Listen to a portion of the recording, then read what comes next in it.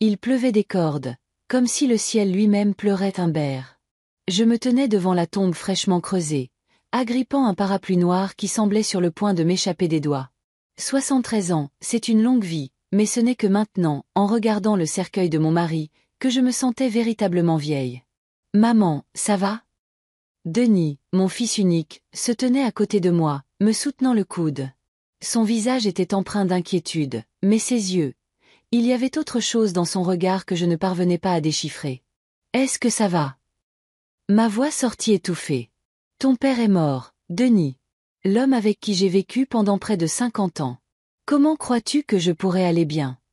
Il ne dit rien, se contentant de serrer mon coude plus fort. Céline, sa femme, se tenait derrière lui, enveloppée dans un coûteux manteau noir. Elle ne pleurait même pas. Mais à quoi m'attendais-je? Elle n'avait jamais aimé Humbert. Le prêtre termina son discours et les gens commencèrent à se disperser. Quelqu'un s'approcha, m'étreignit, me glissa quelques mots de réconfort, mais tout me paraissait flou, irréel, comme si je regardais la scène à travers une épaisse vitre. Adélaïde, ma chérie. Ada Salow, ma meilleure amie depuis 40 ans, me prit la main. Son visage ridé était baigné de larmes. Je passerai te voir ce soir, d'accord? J'hochai la tête, incapable de prononcer un mot. Ada comprenait. Elle était veuve depuis 3 ans et savait qu'aucun mot ne pouvait apaiser une telle douleur. Maman, on te ramène à la maison, dit Denis alors que presque tout le monde était parti. Je veux rester encore un peu, dis-je. Mais la pluie. La pluie n'est que de l'eau, Denis. Je ne vais pas fondre. Il soupira, jeta un regard à Céline, et ils retournèrent à leur voiture, me laissant seule face à la tombe. Qu'est-ce que je vais faire sans toi, Humbert? Murmurai-je en fixant le monticule de terre fraîche. Comment vais-je vivre seule? Pour toute réponse, je n'entendis que le bruit de la pluie. Quand je rentrai enfin, trempée malgré mon parapluie, Denis et Céline étaient déjà là. Céline était dans la cuisine, réchauffant un plat apporté par les voisins, tandis que Denis, dans le salon, triait des papiers. « Maman, tu dois te changer, dit-il en me voyant entrer. Tu es toute mouillée. » Je sais ce que j'ai à faire, répondis-je sèchement avant de monter dans la chambre. Notre chambre. Celle d'Humbert et la mienne. Le lit était fait au carré. Céline avait dû s'en charger. Les lunettes d'Humbert et un livre non terminé reposaient encore sur la table de chevet. Je m'assis sur le bord du lit, incapable de retenir mes larmes. Il y a 3 jours à peine, nous étions couchés ici, à parler de nos projets pour l'été. Humbert voulait enfin finir de réparer la véranda. Et moi, je rêvais de nouveaux rosiers pour le jardin. Et puis, un matin, Humbert ne s'est pas réveillé. Crise cardiaque, avait dit le médecin. Rapide et sans douleur. Comme si c'était censé être un réconfort. Il était mort dans son sommeil, sans un bruit, et moi, j'étais restée seule pour souffrir. Après m'être changée, je descendis. Une conversation à voix basse provenait de la cuisine. Nous devons agir vite, disait Céline. C'est le meilleur moment. Laisse-lui du temps, répondit Denis. Père vient de mourir. Du temps. La voix de Céline était agacée. Nous n'avons pas le temps, Denis. Et si elle décidait de vendre la maison? Ou de la léguer à quelqu'un d'autre? Je me figeai dans l'escalier. De quoi parlait-il? Elle ne fera pas ça, assura Denis. C'est notre maison de famille. En es-tu si sûre, ricana Céline. Ta mère a toujours été imprévisible. Tu te souviens quand elle a refusé de vendre ce terrain en périphérie de la ville? On aurait pu en tirer un bon profit. Je me glissai silencieusement dans le salon, ne voulant plus en entendre davantage. Le terrain en question appartenait à Humbert avant notre mariage. C'était son refuge, un endroit où il aimait passer du temps seul. Bien sûr que j'avais refusé que Denis le vende quand il l'avait suggéré quelques années plus tôt. Humbert était encore en vie, et cette terre comptait énormément pour lui. Sur la table du salon traînaient encore les papiers que Denis était en train de trier. Je m'approchai et vis qu'il s'agissait de titres de propriété et de relevés bancaires. Que cherchait-il? Maman. Denis entra dans la pièce et je reculai vivement de la table. Il faut que tu manges. Céline a réchauffé le gratin de Madame Dubois. Je n'ai pas faim, répondis-je, mais je le suivis dans la cuisine. Personne ne parla pendant le repas. Je piquai mon gratin avec ma fourchette, sans en sentir le goût. Denis et Céline échangeaient des regards, comme s'ils tenaient une conversation silencieuse. Maman, dit enfin Denis en posant sa fourchette. Céline et moi pensions que tu ne devrais pas rester seule dans une si grande maison. Je levai les yeux vers lui. Que veux-tu dire? Eh bien, cette maison, elle est trop grande pour une seule personne, et elle demande un entretien constant. Mon père était toujours en train de réparer quelque chose. Eh bien je le ferai moi-même désormais, dis-je fermement.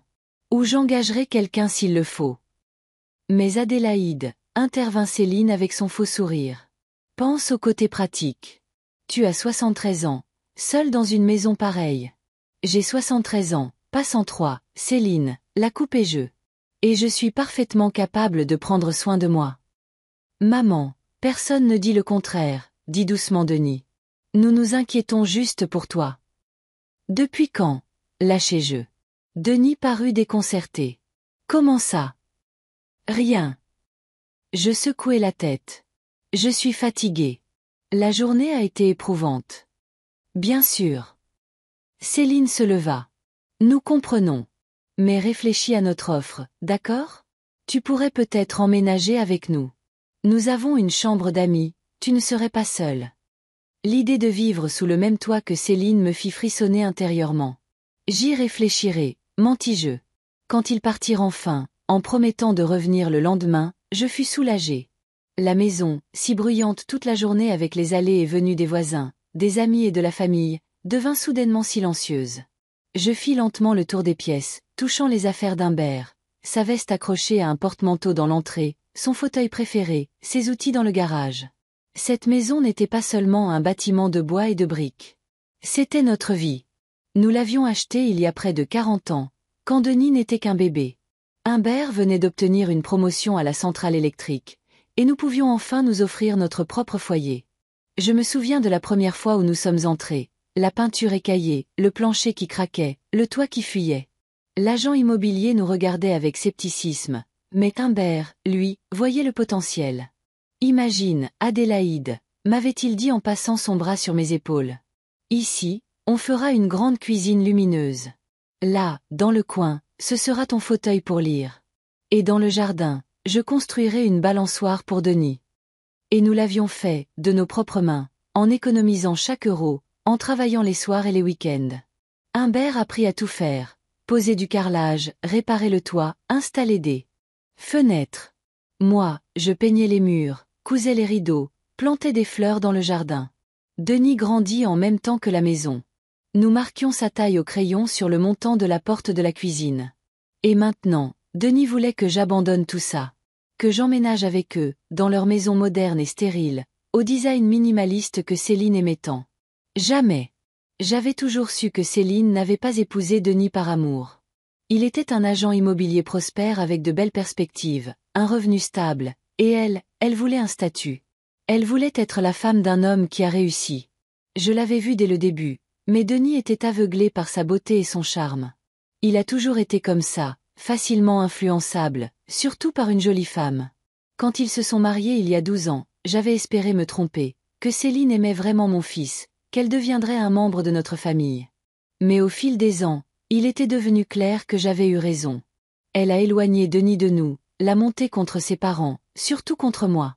Les visites se sont raréfiées, les appels sont devenus plus courts, et quand il venait, Céline trouvait toujours une excuse pour critiquer ma maison, ma cuisine, mon jardin. Rien n'était jamais assez bien pour elle. Et maintenant qu'Humbert est mort, ils sont soudainement si attentionnés. Intéressés par le titre de propriété de la maison? Non, quelque chose n'allait pas. La sonnette retentit, me tirant de mes pensées. C'était Ada, avec un sac de course et une bouteille de vin. Je me suis dit que tu aurais besoin de compagnie, dit-elle en entrant. Et d'un peu d'alcool. Tu as raison, comme toujours, souris-je pour la première fois de la journée. Nous nous sommes assises dans la cuisine, à boire du vin et à nous remémorer Humbert. Ada le connaissait depuis presque aussi longtemps que moi. Nos familles étaient amies depuis des décennies. Tu te souviens quand il a essayé de réparer le toit de ta boutique? Demandai-je. Nous avons éclaté de rire en nous rappelant comment Humbert était passé à travers une planche pourrie et s'était retrouvé coincé, les jambes pendant du plafond de la boutique de fleurs d'Ada, tandis que les pompiers le sortaient de là. C'était un homme bon, dit Ada quand nos rires se calmèrent. Discret, mais fiable. Il n'y en a plus beaucoup comme lui de nos jours. Oui, soupirai-je. Je ne sais pas ce que je vais faire sans lui, Ada. La même chose que moi après la mort de Gérard, répondit-elle en haussant les épaules. Avancez, un jour à la fois. Parfois ce sera insupportablement difficile, parfois un peu plus facile. Mais tu t'en sortiras, Adélaïde. Tu as toujours été plus forte que tu ne le penses. Je lui racontai l'étrange conversation entre Denis et Céline, les papiers sur la table, leur proposition de déménagement. Il prépare quelque chose, dit Ada en fronçant les sourcils. Sois prudente, Adélaïde, surtout avec Céline. Cette femme ne fait jamais rien pour rien. Tu crois qu'ils veulent s'emparer de la maison? Demandai-je. Je ne sais pas, mais garde les yeux ouverts. Et ne signe aucun papier sans le lire attentivement. Quand Ada partit, je ne parvins pas à trouver le sommeil. Le lit semblait trop grand, trop vide sans Humbert. Je repensais à notre vie commune. Pas toujours facile, mais toujours remplie d'amour et de respect. Nous étions partenaires en tout, partageant les joies et les peines, nous soutenant l'un l'autre. Denis était notre fierté, notre unique enfant. Nous avions tant rêvé d'une grande famille, mais après un accouchement difficile, les médecins m'avaient annoncé que je ne pourrais plus avoir d'enfant. Alors, nous avons tout misé sur Denis, notre amour, nos espoirs, nos rêves. C'était un garçon intelligent, bon à l'école, qui est allé à l'université.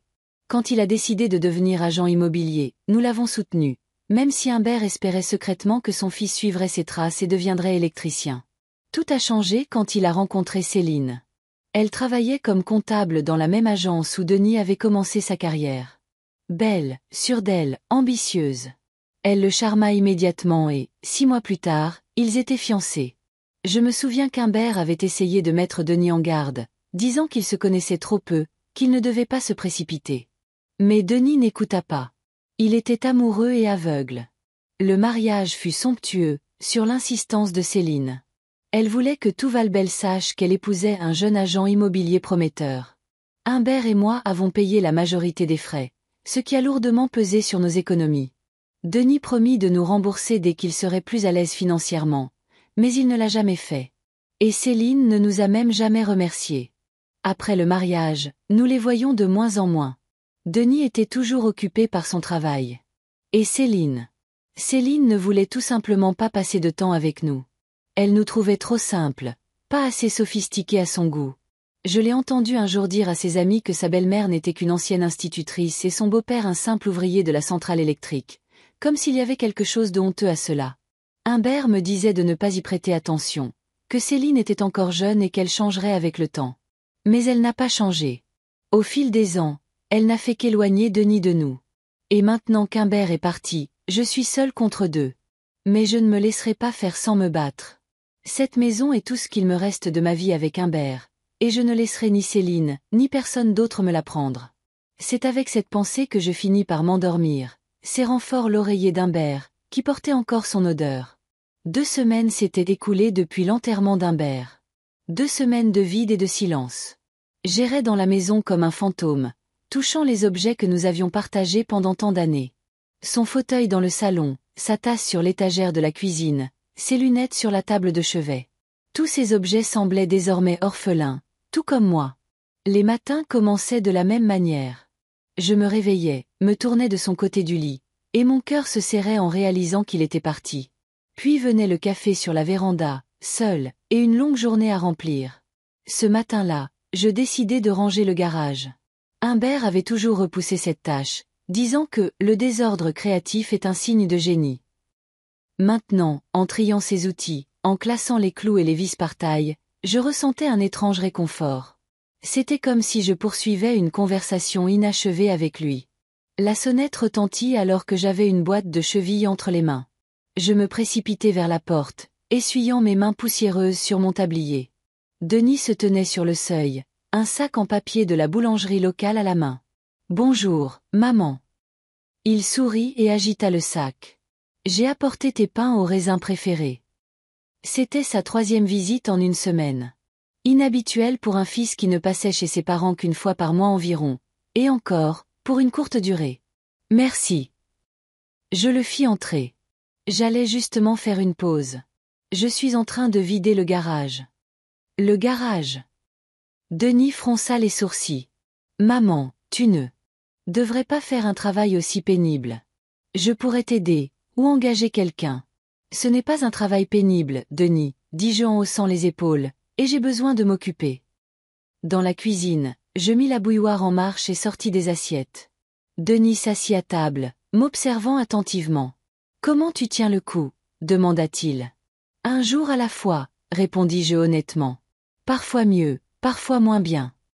Céline et moi sommes très inquiets pour toi, maman. Tu es toute seule ici. Je posai brusquement les tasses sur la table. Je vais bien, Denis. Et je ne suis pas seule. J'ai des voisins, des amis. Ada passe presque tous les jours. Ada, ricana-t-il. Maman, elle a 75 ans elle-même. Que pourra-t-elle faire si tu tombes ou si tu tombes malade, par exemple? La même chose que les gens normaux. Appeler une ambulance. Je servis le thé. Denis, j'apprécie ton inquiétude, mais je ne suis pas une enfant sans défense. Il soupira et prit un pain au raisin. Céline et moi en avons discuté, et nous pensons que le mieux pour toi serait d'emménager avec nous. Nous avons une chambre d'amis. Elle donne sur le jardin. Tu y serais à l'aise. Je sirotai lentement mon thé, réfléchissant à ma réponse. Et qu'adviendrait-il de cette maison? Eh bien. Denis hésita un peu. On pourrait la vendre. Le marché immobilier est bon en ce moment, et une maison dans ce quartier vaudrait beaucoup. Ou la louer. Ça te ferait un revenu supplémentaire. Vendre la maison. Je n'en croyais pas mes oreilles. Denis, c'est notre maison de famille. Ton père et moi y avons mis tout notre cœur. Chaque recoin renferme nos souvenirs. Maman, ce n'est qu'un bâtiment, dit-il en haussant les épaules. Les souvenirs resteront avec toi, où que tu vives. Non. Je secouai la tête. Je ne vends pas la maison et je ne déménage pas. Denis parut contrarié mais se reprit rapidement. D'accord, maman. C'est ta décision. Mais promets d'y réfléchir. Céline s'inquiète beaucoup pour toi. Vraiment. Je ne pus m'empêcher d'être sarcastique. Céline, qui en 12 ans de mariage, ne m'a jamais invité chez vous sans raison, qui trouvait toujours une excuse pour partir quand ton père et moi venions vous voir. Mère, ce n'est pas juste, fronça les sourcils Denis. Céline a toujours été bonne avec toi. Si c'est ce que tu penses. Je ne voulais pas me disputer. Il était inutile d'essayer d'ouvrir les yeux à quelqu'un qui ne voulait pas voir. Après le départ de Denis, je retournai vider le garage, mais mon entrain avait disparu. Que préparait-il, lui et Céline? Pourquoi insistait-il autant pour vendre la maison? Ada appela ce soir-là. Comment vas-tu, ma chérie? Denis est encore passé, dis-je. Il insiste pour que j'emménage chez eux et que je vende la maison. Tu n'as pas accepté, j'espère? Bien sûr que non. Cette maison est tout ce qu'il me reste d'Humbert. Ça ne me plaît pas, grogna Ada. Je n'ai jamais vu Denis prendre autant soin de toi. Et maintenant, toute cette attention soudaine. Ça ne me plaît pas non plus, approuvai-je. Mais que peuvent-ils faire? La maison est à mon nom et à celui d'Humbert. Maintenant qu'il est parti, elle est à moi seule. Tu en es sûr? As-tu vérifié les titres de propriété? Je réfléchis. Il y avait eu tant à faire depuis la mort d'Humbert. Je n'avais même pas pensé à vérifier l'acte de propriété de la maison. Tu sais, je crois que je vais y jeter un œil demain, dis-je, juste pour être sûr. Le lendemain, Céline arriva seule, sans Denis. C'était inhabituel. Elle évitait généralement d'être seule avec moi. Denis est en rendez-vous avec un client, expliqua-t-elle en entrant. Je me suis dit que j'allais passer voir si tu avais besoin d'aide. Elle était habillée de façon impeccable, comme toujours. Un tailleur pantalon crème, des boucles d'oreilles en perles, ses cheveux parfaitement coiffés.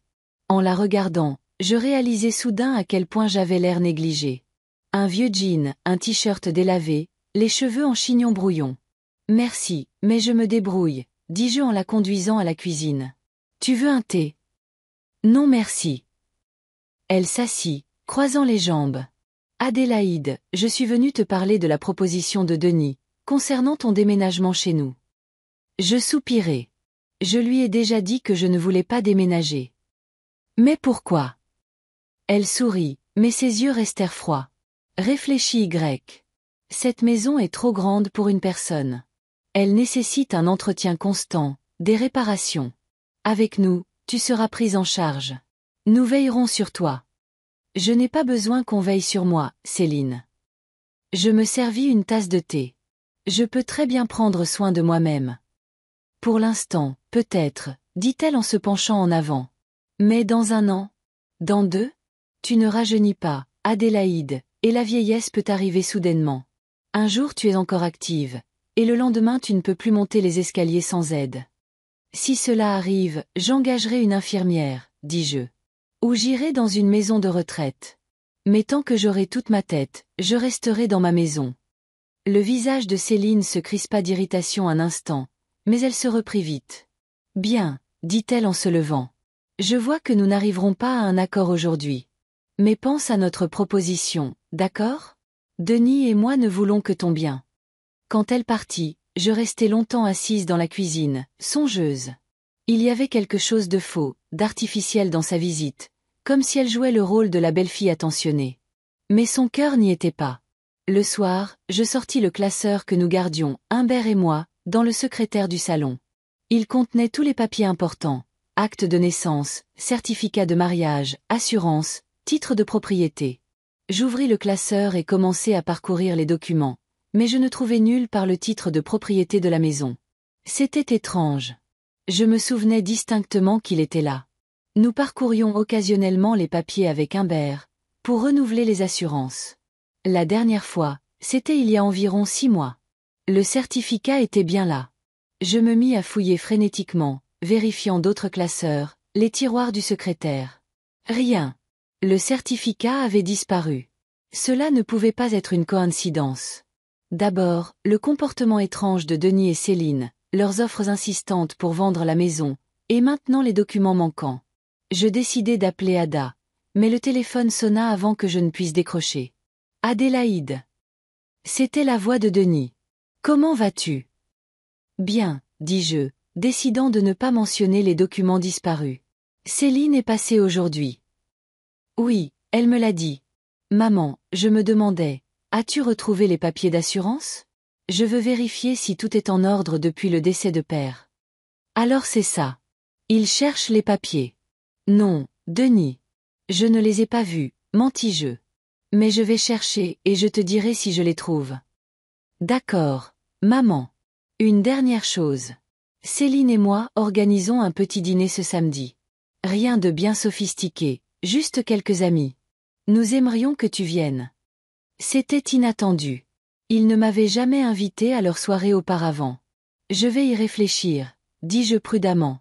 S'il te plaît, viens, insista-t-il. Ça te ferait du bien de sortir. Et Céline tient vraiment à ce que tu sois là. D'accord, je viendrai, acceptai-je, intrigué par cette soudaine invitation. Après avoir parlé à Denis, j'appelai Ada et lui racontai l'histoire des documents manquants et de l'étrange invitation à dîner. Sois prudente, Adélaïde, m'avertit-elle. Quelque chose ne tourne pas rond. Ne signe aucun papier, même s'ils te disent que ce n'est qu'une formalité. Le jour du dîner, je mis ma plus belle robe, une robe bleu marine avec de petits boutons de nacre, un cadeau d'Humbert pour notre 40e anniversaire. Je voulais avoir l'air digne et sûr de moi. La maison de Denis et Céline se trouvait dans le nouveau quartier de Valbelle, grande, moderne, avec une pelouse parfaitement tondue. Quand j'arrivai, plusieurs voitures étaient déjà garées. Les invités étaient apparemment arrivés. Denis m'accueillit à la porte avec un grand sourire. « Maman, tu es magnifique. » Il m'embrassa sur la joue et me conduisit dans le salon où les invités étaient déjà réunis. J'en reconnus certains, un couple de voisins de Denis, un collègue de travail et sa femme.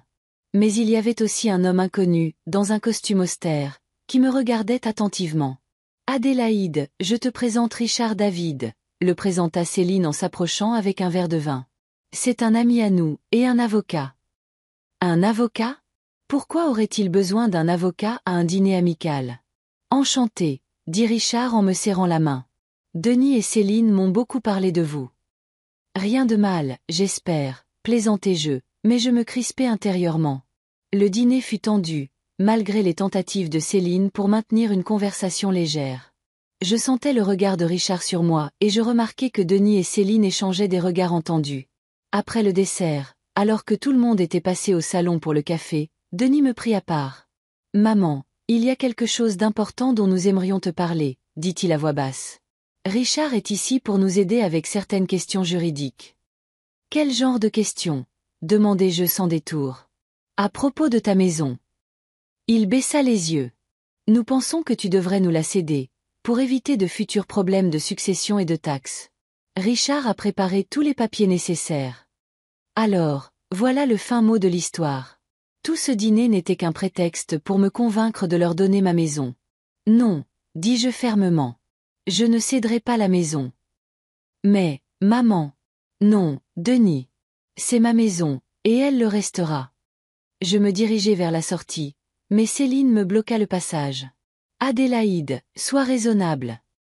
Sa voix était douce, mais ses yeux étaient froids. Tu n'es plus toute jeune.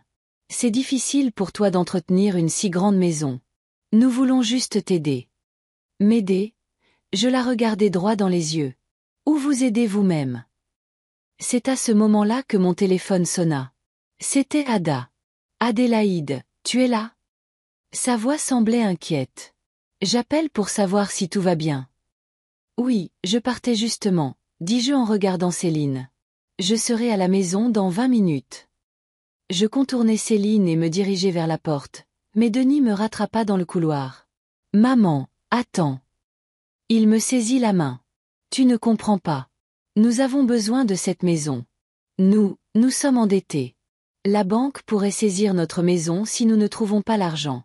Ta maison est notre seule chance. Je m'arrêtai, abasourdi par sa confession. Et c'est pour ça que vous avez décidé de me prendre ma maison, au lieu de simplement demander de l'aide. Nous savions que tu n'accepterais pas de la vendre, sa voix tremblait. Tu as toujours été si têtu. Têtu. Je n'en croyais pas mes oreilles. Denis, c'est la maison dans laquelle tu as grandi, la maison que ton père et moi avons bâtie pour toi. Et tu me traites de têtu parce que je refuse de l'abandonner? C'est alors que Céline arriva dans le couloir. Elle ne savait pas que Denis m'avait déjà tout avoué. Denis, as-tu préparé les documents? Demanda-t-elle. Il faut qu'elle les signe ce soir. Le notaire nous attend demain à 10 heures. Elle se tut en voyant l'expression de mon visage. Quel document, Céline? Demandai-je tranquillement. L'acte de cession de la maison, ou une déclaration d'incapacité. Céline pâlit, mais se reprit rapidement. Ne sois pas ridicule, Adélaïde, tenta-t-elle de sourire. Nous ne faisons que veiller sur toi. Veiller sur moi? Je souris amèrement. Tu sais, Céline, tu as toujours été une mauvaise actrice. Je t'ai percé à jour dès le début. Tu n'as pas épousé Denis par amour, mais parce qu'il était prometteur. Et tu nous as toujours considérés, Humbert et moi, comme un obstacle, quelque chose à surmonter. Mère! S'exclama Denis. Comment peux-tu dire ça? Parce que c'est la vérité, me tournai-je vers lui. Et au fond de toi, tu le sais aussi. Elle ne nous a jamais aimés, Denis. Ni moi, ni ton père. Et maintenant, elle t'a convaincu de trahir la mémoire de ton père et d'escroquer ta propre mère pour de l'argent. J'ouvris la porte et sortis sans me retourner. En montant dans ma voiture, je sentis des larmes couler sur mes joues. Mais ce n'étaient pas des larmes de chagrin. C'étaient des larmes de colère. Quand j'arrivai devant ma maison, Ada m'attendait déjà, assise sur le porche avec son chat sur les genoux. Je savais que quelque chose n'allait pas, dit-elle en voyant mon visage. Qu'ont-ils fait? Je lui racontai tout, l'avocat, les papiers, la confession de Denis. Les salauds! S'exclama Ada. Qu'est-ce que tu vas faire? Je regardai ma maison, chaleureuse, familière, pleine de souvenirs. La maison qu'Humbert et moi avions construite de nos propres mains. Je vais me battre, dis-je fermement. Je ne les laisserai pas me la prendre. C'est mon Adélaïde, Ada m'étreignit. Et je serai là pour toi, quoi qu'il arrive. Cette nuit-là, je ne pus trouver le sommeil, pensant à Denis et Céline, à leur projet pour s'emparer de ma maison. Quelle serait leur prochaine étape? Essaieraient-ils de falsifier ma signature, ou trouveraient-ils un autre moyen? Une chose était sûre, ils n'allaient pas s'arrêter là, et je devais être prête. Je me réveillai aux premières lueurs du jour, déterminée à tirer les choses au clair. Après la confrontation de la veille, il ne faisait aucun doute qu'ils essayaient de s'approprier ma maison. Mais comment? Je retournai au secrétaire du salon. Dans ma précipitation, j'avais peut-être manqué quelque chose. Les titres de propriété devaient être là. Je fouillai méthodiquement, vérifiant chaque enveloppe. Rien. Le titre de propriété avait disparu, ainsi qu'une copie du testament d'Humbert. Soudain, je me souvins des papiers d'assurance que Denis et Céline m'avaient fait signer juste après les funérailles. Ils disaient que c'était nécessaire pour la réémission de l'assurance après le décès d'Humbert. J'étais si accablé par le chagrin que j'avais à peine regardé avant de signer. Un frisson glacial me parcourut. Et si ce n'était pas des documents d'assurance? S'ils m'avaient fait signer autre chose? Je me précipitai sur le téléphone et composai le numéro d'Ada. « J'ai besoin de ton aide, dis-je dès qu'elle répondit. Peux-tu m'emmener chez le notaire? Je dois vérifier les titres de propriété de la maison. Bien sûr, ma chérie. Je suis là dans 20 minutes, dit Ada sans poser de questions. Voilà ce qu'est une véritable amie. Je m'habillai rapidement, choisissant un tailleur bleu marine, celui que je portais autrefois pour les réunions parents-professeurs. Il me donnait l'assurance dont j'avais besoin. Ada arriva dans sa vieille Renault exactement 20 minutes plus tard. « Tu as l'air d'une femme prête au combat, » dit-elle en me voyant monter. « Je le suis, » acquiesçai-je. Je suis presque sûr que Denis et Céline m'ont fait signer des documents falsifiés. Sur le trajet, je racontai à Ada mes soupçons. « C'est une accusation grave, Adélaïde, » fronça les sourcils Ada. « La falsification de documents est un délit. » Je sais, soupirai-je. C'est pourquoi il nous faut des preuves. Monsieur Legrand, notre notaire, devrait avoir des copies de tous les documents importants. Monsieur Legrand était notaire à Valbelle depuis plus de 30 ans. Son étude se trouvait dans un vieil immeuble en briques près de la place du village. En arrivant, je remarquai une voiture familière sur le parking, la Lexus argentée de Denis. Mon cœur se serra.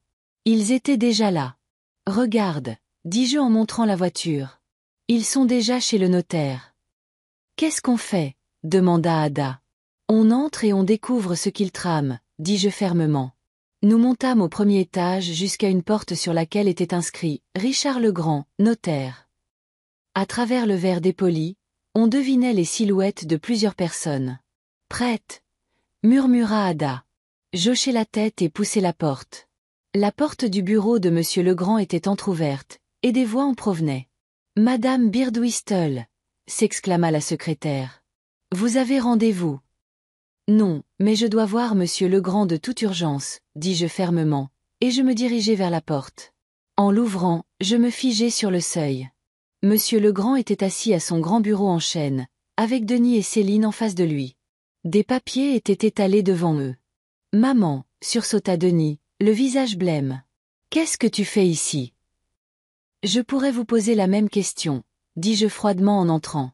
Ada me suivait de près. « Madame Birdwhistle » dit Monsieur Legrand, l'air perplexe. « Je ne vous attendais pas. »« Apparemment. » Je m'approchai du bureau et regardai les papiers.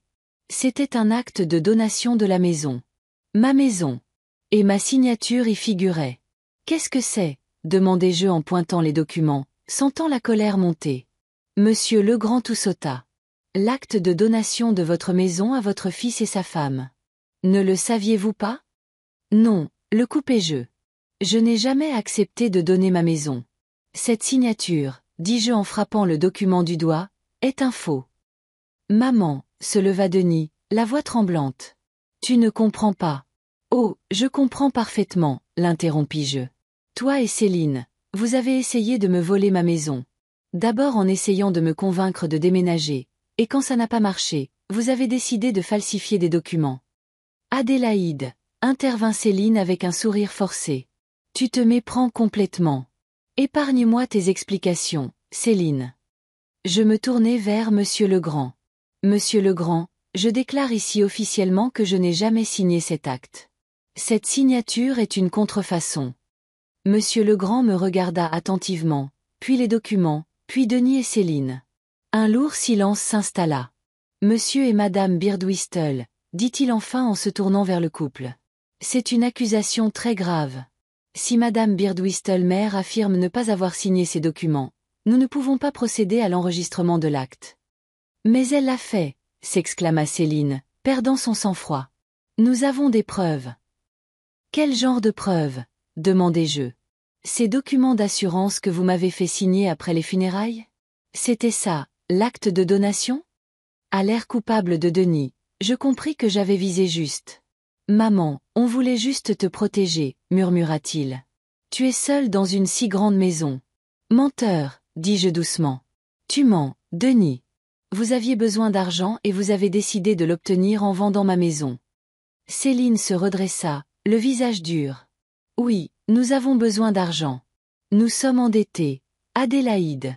La banque menace de saisir notre maison. Nous pensions que tu comprendrais. Que tu aiderais ton fils. Mais tu as toujours été égoïste. Moi, égoïste. Je n'en croyais pas mes oreilles. Moi, qui ai donné toute ma vie à ma famille. Qui ai travaillé avec Humbert pour économiser chaque euro afin que Denis puisse aller à l'université. Qui ait payé votre mariage? Madame Birdwhistle. Monsieur Legrand leva la main. Calmons-nous. Si vous affirmez ne pas avoir signé, nous pouvons faire vérifier la signature. J'ai des échantillons de votre signature sur d'autres documents. Vérifiez. Acquiescez-je. Et j'aimerais aussi des copies de tous les documents relatifs à ma maison. Les originaux ont disparu de chez moi. Disparu.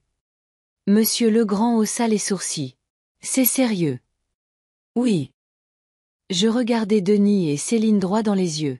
Quelqu'un les a pris dans mon secrétaire, et je crois savoir qui. Denis baissa les yeux, incapable de soutenir mon regard. Céline, en revanche, me regarda avec défi. Monsieur Legrand, dis-je. Je souhaite signaler une tentative de fraude. Ces personnes ont essayé de m'escroquer de ma propriété en falsifiant ma signature. Maman, tu ne peux pas être sérieuse, dit Denis, effrayé. Nous sommes ta famille. La famille ne fait pas ça, Denis, secouai-je la tête. La famille ne s'escroque pas pour de l'argent. Monsieur Legrand prit un air très grave. Madame Birdwhistle, si vous êtes sûre de vos accusations, je dois vous informer que la falsification est une infraction pénale. Souhaitez-vous que j'appelle la police? Je regardai Denis, mon fils unique, celui que j'aimais plus que ma vie, et Céline, la femme qui me l'avait pris, à moi et à Humbert, et qui essayait maintenant de nous prendre notre maison. Oui, dis-je fermement. Je veux que vous appeliez la police. Maman, non. Denis me saisit la main. S'il te plaît, parlons-en. On va tout expliquer. Expliquer quoi? Je retirai ma main. Comment vous comptiez me laisser sans abri? Comment vous avez falsifié ma signature? Comment vous avez volé des documents chez moi? On ne t'aurait pas laissé sans abri, argumenta vivement Denis. Tu aurais une chambre chez nous. Jusqu'à ce que la banque saisisse aussi cette maison, souris-je amèrement. Et après? Une maison de retraite? Soudain, Céline ramassa les papiers sur la table. Cette conversation est inutile. Nous partons. Oh non. Ada, qui était restée silencieuse jusqu'à présent, lui barra le chemin. Vous n'irez nulle part avec ces papiers. Pousse-toi, la vieille, siffla Céline entre ses dents. Céline, s'exclama Denis. Qu'est-ce que tu fais? Ce que tu aurais dû faire depuis le début, se tourna-t-elle vers lui. Ta mère n'acceptera jamais de nous aider. Elle a toujours été contre moi, contre nous. Elle se soucie plus de cette vieille maison que de son propre fils. Ce n'est pas vrai, secouai-je la tête. Je t'ai aimé, Denis, toute ma vie. Et je t'aime encore. Mais je ne te laisserai pas m'escroquer et voler ce qui m'appartient de droit. Tout le monde, s'il vous plaît, calmez-vous. Monsieur Legrand se leva. Madame Birdwhistle jeune, veuillez poser les documents sur la table. Ils resteront ici jusqu'à ce que les circonstances soient éclaircies. Céline hésita, puis jeta les papiers sur le bureau. Je vais appeler la police, dit Monsieur Legrand en décrochant le téléphone. Non, attendez. Denis avait l'air désespéré. Maman, s'il te plaît. Réglons ça en famille, sans la police. Je regardai mon fils, ses yeux suppliants, et sentis mon cœur se briser de douleur. Mais je ne pouvais pas les laisser s'en tirer comme ça. Monsieur Legrand. Passez cet appel, dis-je fermement. Pendant que Monsieur Legrand parlait à la police, un silence pesant régnait. Denis était assis, la tête basse. Céline faisait les 100 pas près de la fenêtre. Ada et moi nous tenions près de la porte. La police sera là dans 10 minutes, annonça Monsieur Legrand en raccrochant. En attendant, j'aimerais vérifier les signatures. Il sortit d'autres documents avec ma signature et commença à les comparer. Oui, il y a des différences nettes. La signature sur l'acte de donation semble contrefaite. Bien sûr qu'elle est contrefaite, m'approchai-je. Je n'ai jamais signé ces papiers. Non, c'est faux, s'exclama Céline. Elle les a signés elle-même après les funérailles d'Humbert. Nous ne lui avons simplement pas expliqué ce que c'était. Vous venez d'admettre la tromperie, Céline, dis-je calmement. Et cette tromperie a un nom juridique, la fraude. L'attente parut une éternité. Finalement, 2 policiers entrèrent. Agent Martin, se présenta l'homme. Nous avons reçu un signalement pour une possible fraude. Monsieur Legrand expliqua brièvement la situation. Madame Birdwhistle, se tourna l'officier vers moi. Vous affirmez ne pas avoir signé ces documents? Oui, acquiesçai-je. Ces gens-là, dis-je en désignant Denis et Céline, m'ont trompé en disant que c'étaient des papiers d'assurance. C'est une accusation grave, fronça les sourcils l'officier. Monsieur et Madame Birdwhistle, qu'avez-vous à dire pour votre défense? Denis resta silencieux. Céline, elle, se redressa. C'est un malentendu familial, agent, dit-elle froidement. Ma belle-mère a simplement oublié ce qu'elle a signé. C'est une femme âgée, et depuis la mort de son mari, sa mémoire n'est pas toujours fiable. Quoi? Je n'en croyais pas mes oreilles. Vous m'accusez de démence. C'est un mensonge, intervint Ada. Adélaïde a une mémoire parfaite. L'agent Martin examina les documents. Je suis d'accord, il y a des différences. Monsieur et Madame Birdwhistle, je vais devoir vous demander de nous accompagner au poste pour une déposition. Quoi? Céline parut choquée. Vous ne pouvez pas nous arrêter. Ce n'est pas une arrestation, madame. Denis leva enfin les yeux vers moi. Son regard était un mélange de supplication, de désespoir et de honte. Maman, sa voix tremblait. Nous sommes désolés. Nous ne voulions pas que ça se passe comme ça. Nous sommes juste, désespérés. La banque menace de saisir notre maison. Nous avons d'énormes dettes. Tais-toi, Denis, siffla Céline. Ne dis rien sans un avocat. Mais Denis ne semblait pas l'entendre. C'était l'idée de Céline, continua-t-il. Elle a dit que personne ne le découvrirait, que tu ne remarquerais même pas le changement de document. Je savais que c'était mal, mais nous étions tellement à court d'argent. Ça suffit. Céline avait l'air furieuse. Tu es en train de tout gâcher. Non, Céline, dit doucement Denis. C'est toi qui as tout gâché. Toi et ta cupidité. L'agent Martin fit signe à sa partenaire, qui s'approcha de Céline.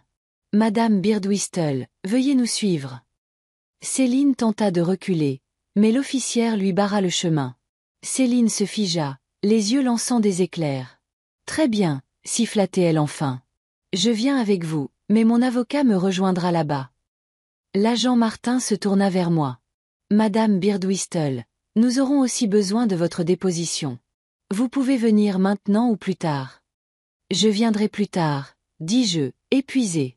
J'ai besoin d'un peu de temps. Quand la police emmena Denis et Céline, il ne restait plus que moi, Ada et Monsieur Legrand. Madame Birdwhistle, dit Monsieur Legrand, l'air sincèrement navré. Je dois m'excuser. Je n'ai pas vérifié l'authenticité de votre signature avec assez de soin.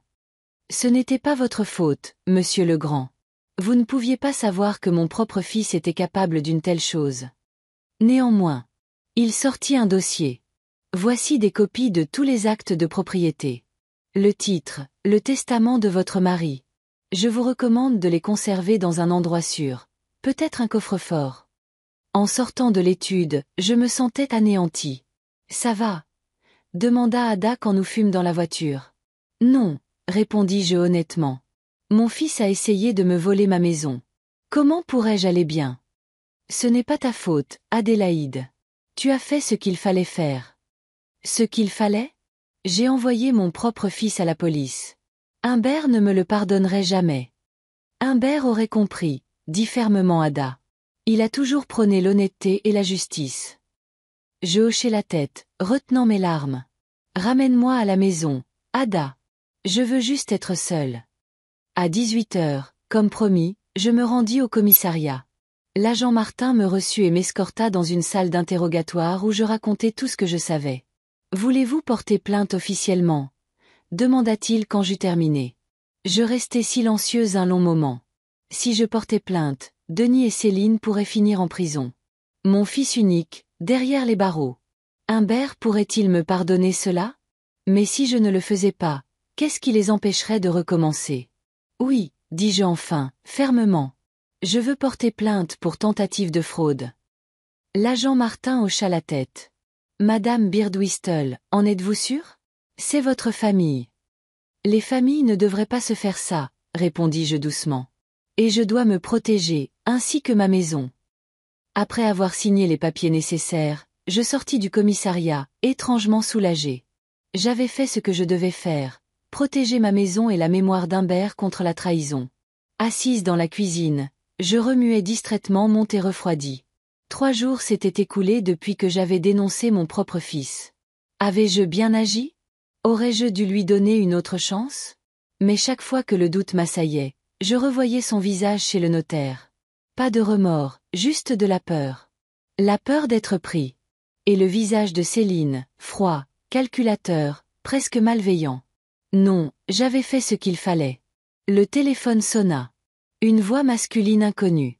Madame Birdwhistle? Warren Chevalier, du Val-Bel quotidien. J'aimerais vous poser quelques questions. Je raccrochai. Bien sûr, le journal local ne pouvait pas manquer un tel scoop. La sonnette retentit. Prudemment, je regardai par le Judas. Denis. Mon cœur se serra. Maman, je sais que tu es là. Sa voix était étouffée. S'il te plaît, ouvre. Nous devons parler. Je pris une profonde inspiration et ouvris la porte, mais laissai la chaîne de sécurité. Que veux-tu, Denis? Il avait l'air épuisé. Des cernes sous les yeux, une barbe de 3 jours, des vêtements froissés. Maman, s'il te plaît. Laisse-moi m'expliquer. J'ai fait une terrible erreur, je le sais, mais je ne voulais pas te faire de mal. J'hésitai, puis retirai la chaîne. Tu as 5 minutes. Il baissa la tête, rassemblant ses pensées. Maman, je sais que ce que Céline et moi avons fait est impardonnable. Mais tu dois comprendre, nous étions désespérés. La banque menaçait de saisir notre maison. Nous avions d'énormes dettes. Et c'est pour ça que vous avez décidé de voler la mienne, l'interrompis-je. De me laisser sans toi. Non. Il leva les yeux vers moi. Jamais nous ne t'aurions laissé à la rue. Tu aurais une chambre chez nous. Nous nous serions occupés de toi. Jusqu'à ce que nous vendions ma maison et remboursions nos dettes. Et après? Quand je serais devenu un fardeau? Maman, ce n'est pas comme ça, Denis semblait sincèrement bouleversé. Nous pensions bien faire. Cette maison est trop grande pour toi toute seule. Vraiment? Alors au lieu de me parler honnêtement, vous avez décidé de falsifier des documents. C'était l'idée de Céline, dit doucement Denis. Elle disait que tu étais trop têtu, que tu n'accepterais jamais de vendre la maison de ton plein gré, que c'était le seul moyen de t'aider, et de nous aider. Céline n'a toujours pensé qu'à elle-même. Et tu l'as laissé te manipuler, trahir ta propre mère. J'ai fait une erreur, baissa-t-il la tête. Une terrible erreur. Et je suis prêt à en répondre. Mais maman. Il me regarda d'un air suppliant. S'il te plaît, retire ta plainte. Si ça va au procès, ma carrière est finie. Plus personne ne confiera une transaction à un agent condamné pour fraude. Voilà. Il n'était pas venu s'excuser. Il était venu me demander de sauver sa carrière. Ta carrière, dis-je lentement. Après ce que tu as fait, tu t'inquiètes pour ta carrière. Maman, comprends, c'est tout ce que j'ai. Sa voix était désespérée. Si je perds ma licence, comment vais-je gagner ma vie? Comment vais-je subvenir aux besoins de ma famille? Ta famille, je souris amèrement. Tu as trahi ta famille, Denis. Moi, et la mémoire de ton père. Pourquoi? Pour de l'argent et pour cette femme qui ne vous a jamais aimé, ni toi, ni nous. Ce n'est pas vrai. Il se leva brusquement. Céline m'aime. Elle est juste, pragmatique.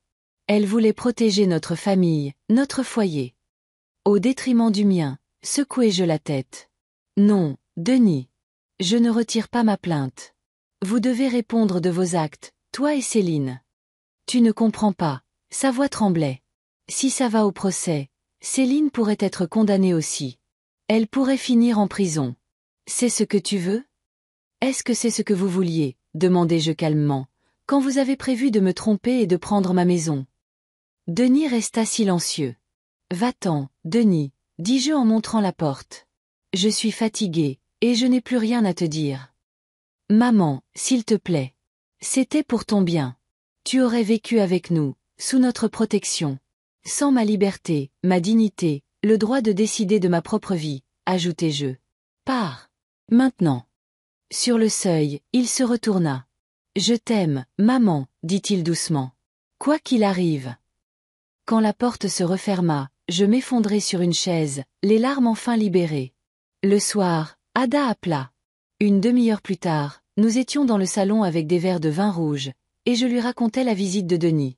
Alors il est venu te demander de retirer ta plainte, dit Ada pensivement. Pour sauver sa carrière et Céline d'une éventuelle peine de prison. Je hochai la tête. Pas un mot de remords sincère. Telle mère, tel fils, commença Ada, mais s'arrêta en voyant mon visage. Je suis désolée, Adélaïde. C'est bon, dis-je en agitant la main. Tu as raison. Denis a toujours été un peu égoïste, mais je n'aurais jamais cru qu'il était capable d'une telle trahison. C'est l'influence de Céline, dit Ada avec conviction.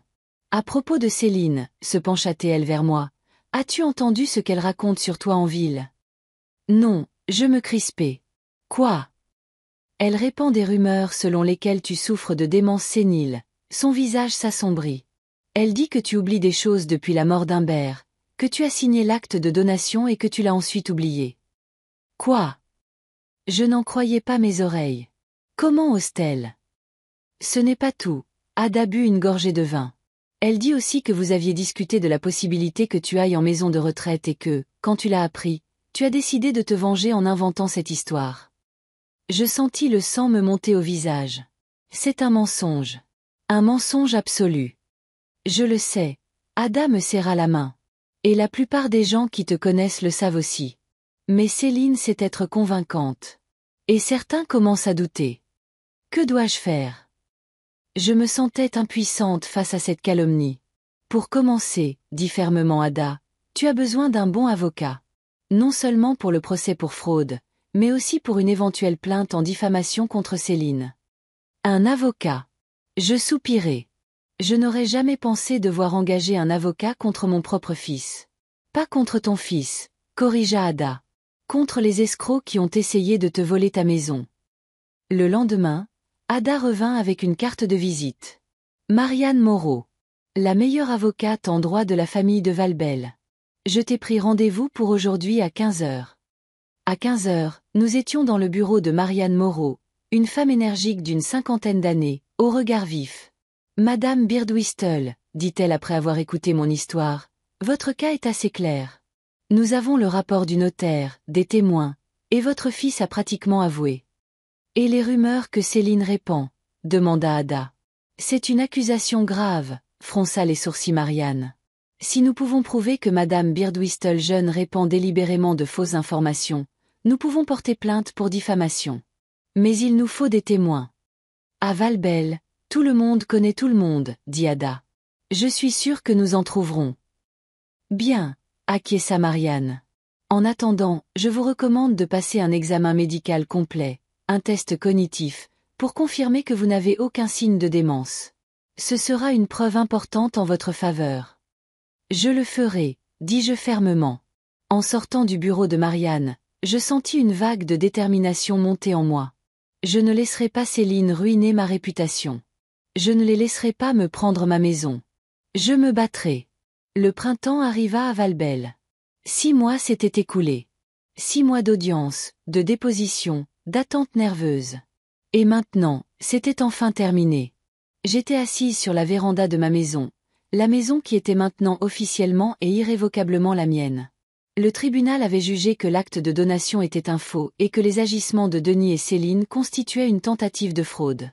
Ils avaient écopé de peine avec sursis et de lourdes amendes. La vérité avait prévalu. Ada m'apporta une limonade. « À quoi penses-tu ? » « À quel point les choses ont changé, dis-je. Il y a 6 mois, je pensais avoir tout perdu. Humbert, mon fils, peut-être même ma maison. Et maintenant, tu as la liberté, termina Ada. Et de nouvelles opportunités. Elle avait raison. Ces 6 mois m'avaient changé. La douleur de la trahison de Denis n'avait pas complètement disparu, Mais j'avais appris à vivre avec. J'étais devenue plus forte, plus confiante. Ma vie n'était pas terminée. Elle entrait simplement dans une nouvelle phase. As-tu décidé de ce que tu vas faire de la maison? Demanda Ada. Oui, acquiesçai-je. Je la vends. Ada haussa les sourcils, surprise. Vraiment? Mais tu t'es battue si ardemment pour elle. Je me suis battue pour le droit de décider de son sort, expliquai-je. Pas pour y passer le reste de ma vie. Trop de souvenirs, Ada, bons et mauvais. J'ai besoin de tourner la page. Et où vas-tu déménager? Je souris. Tu sais ce petit immeuble d'appartement à côté de ta boutique de fleurs? Il y a un appartement au premier étage à vendre, avec un balcon qui donne sur le parc. Les yeux d'Ada s'illuminèrent. Tu vas vivre à côté de chez moi? C'est merveilleux. Il est temps que je me rapproche du centre-ville. Je pourrai aller à pied au magasin, au café, à la bibliothèque, et à ta boutique, bien sûr. Peut-être t'aider avec les fleurs, si tu veux bien de moi. Si je veux bien. Ada rit. J'en rêve. Nous restâmes silencieux un moment, profitant de la douce journée de printemps. Et Denis? Demanda finalement Ada. Est-ce qu'il essaie toujours de te contacter? Je soupirai. Oui, il a appelé la semaine dernière. Il a dit que Céline et lui avaient de graves problèmes financiers. Après le scandale, beaucoup de clients ont rompu leur contrat avec lui. La réputation, ça compte beaucoup dans cette ville. Qu'est-ce que tu as dit? Rien.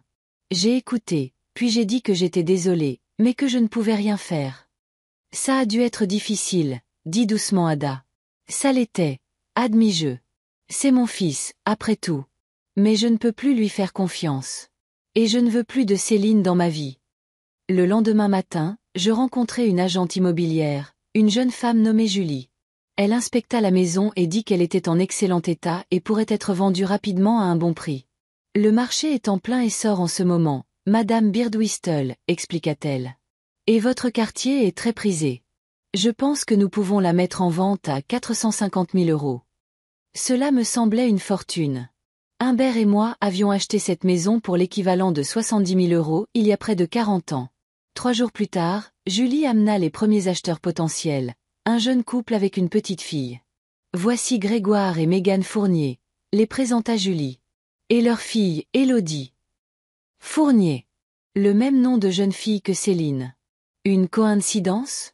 Dans une petite ville comme Valbelle, c'était peu probable. Votre maison est charmante, Madame Birdwhistle, dit Mégane alors que nous prenions le thé sur la véranda. Surtout ce jardin. J'en ai toujours rêvé pour Élodie. Êtes-vous parent avec Céline Fournier? Osai-je demander. Grégoire et Mégane se regardèrent. C'est ma cousine, admit Grégoire à contre-cœur. Mais nous ne nous parlons plus depuis des années. Je comprends. Acquiesçai-je. Madame Birdwhistle, se pencha Mégane vers moi. Nous savons ce qui s'est passé.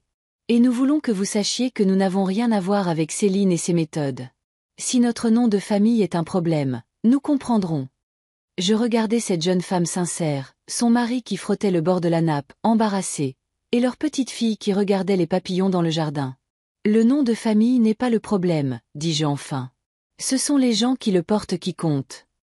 Ils se détendirent visiblement. Grégoire travaillait comme ingénieur, Mégane était institutrice, comme moi autrefois. Ils rêvaient depuis longtemps d'une grande maison avec un jardin. J'adore ce couple, dis-je à Julie après leur départ. Je veux leur vendre la maison. Mais Madame Birdwhistle, objecta l'agente, nous n'avons même pas encore commencé les visites.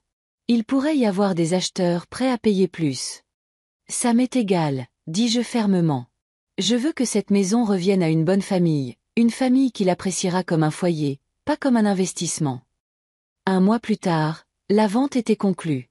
J'ai vendu la maison à Grégoire et Mégane pour un prix légèrement inférieur au marché, mais j'ai tout de même reçu plus d'argent que je n'en avais jamais eu. Assez pour acheter l'appartement à côté de la boutique d'Ada et avoir une solide réserve pour mes vieux jours. Le jour où je devais remettre les clés, Denis se présenta. « Maman, dit-il en voyant les cartons empilés dans le couloir. Tu vends vraiment la maison? Je l'ai déjà vendue, répondis-je calmement. À Grégoire et Mégane Fournier. Tu les connais? Il pâlit. Les Fournier, la famille de Céline. Son cousin et sa femme. Un couple très gentil. Et ils ont une fille adorable. Mais pourquoi, maman? Pourquoi vendre la maison pour laquelle tu t'es tant battue? Parce que maintenant, je peux le faire par choix, Denis. Pas parce qu'on me l'a volée, mais parce que je l'ai choisie. Il resta silencieux, digérant mes paroles.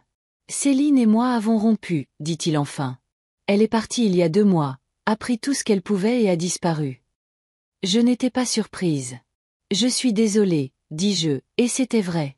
Malgré tout, Denis restait mon fils, et le voir souffrir me faisait mal. J'ai perdu presque tous mes clients, continua-t-il. La banque a saisi la maison. Je vis maintenant dans un petit appartement en location et j'essaie de trouver un travail. Mais personne ne veut d'un agent immobilier à la réputation ternie. Que veux-tu de moi, Denis? Demandai-je sans détour. Je ne sais pas. Il passa une main dans ses cheveux. Le pardon? De l'aide? Une seconde chance? Je ne peux te donner aucune de ces choses, dis-je doucement. Pas maintenant. Peut-être jamais. Tu m'as trahi, Denis. Tu as trahi la mémoire de ton père. Il y a des choses qu'un simple je suis désolé ne peut pas effacer. Je comprends, baissa-t-il la tête. Mais tu es ma mère. La seule personne proche qu'il me reste.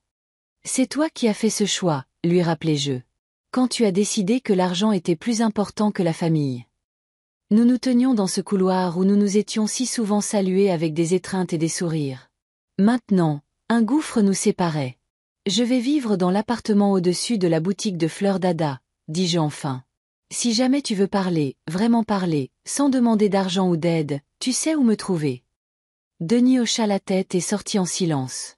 1 heure plus tard, Grégoire et Mégane arrivèrent, excités et heureux. Je leur fis faire un dernier tour, leur montrant tout. Cette maison a été remplie d'amour, dis-je en leur tendant les clés. J'espère qu'elle sera pour vous aussi un lieu de souvenirs heureux. Nous y veillerons, promit Mégane en me serrant la main. Je fis un dernier tour, disant adieu à la maison qui avait été une si grande partie de ma vie. Au revoir, murmurai-je en sortant. Et merci pour tout. Ada m'attendait dans la voiture. Toutes mes affaires avaient déjà été déménagées. Prête pour une nouvelle vie? Demanda Ada en démarrant le moteur. Je jetai un dernier regard à la maison. Grégoire et Mégane se tenaient sur le seuil avec Élodie, me faisant un signe de la main. Une nouvelle famille, une nouvelle vie pour la vieille maison. Prête, répondis-je fermement en montant dans la voiture.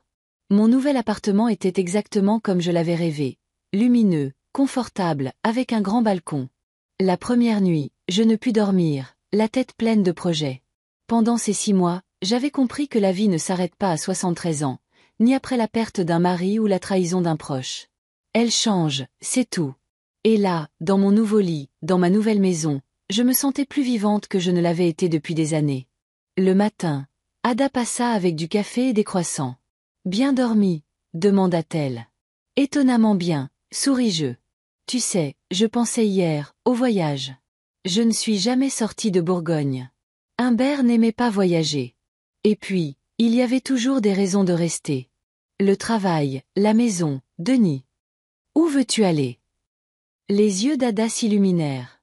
J'ai toujours voulu voir l'océan, admis-je. Et les Alpes, et Paris avec ses grands boulevards, et la Provence avec ses champs de lavande. Alors, allons-y, s'exclama Ada. Je peux fermer la boutique pendant quelques semaines. Mégane, la femme de Grégoire, elle a dit qu'elle travaillait à temps partiel comme fleuriste. On pourrait lui demander de garder un œil sur la boutique, et on prend la voiture et on part, direction l'océan. Tu es sérieuse? Absolument. Ada hocha la tête. On mérite bien une petite aventure, non? On a toutes les deux l'argent, le temps, et aucune obligation qui nous retienne ici. C'était vrai. Pour la première fois de ma vie, j'étais complètement libre. Faisons-le, décidai-je. Allons voir l'océan. Nous passâmes la matinée penchés sur une carte, à tracer notre itinéraire. 2 semaines de liberté et de nouvelles expériences. Quand Ada partit, je sortis sur le balcon et regardai la ville en contrebas. Valbelle, où j'avais vécu toute ma vie. La ville qui m'avait connue comme l'épouse d'Humbert, la mère de Denis, l'institutrice. Maintenant, j'étais juste Adélaïde Birdwistle, une femme qui, à 73 ans, commençait une nouvelle vie. Je souris, sentant le vent chaud du printemps me caresser le visage. Humbert aurait été content. Il disait toujours que j'étais plus forte que je ne le pensais. Et il avait raison. J'avais survécu à la perte de mon mari, à la trahison de mon fils, au procès, au déménagement, et maintenant, au lieu de l'amertume et du désespoir, je ne ressentais que la paix et l'anticipation. Un nouveau chapitre de ma vie s'ouvrait, et j'étais prête à l'écrire.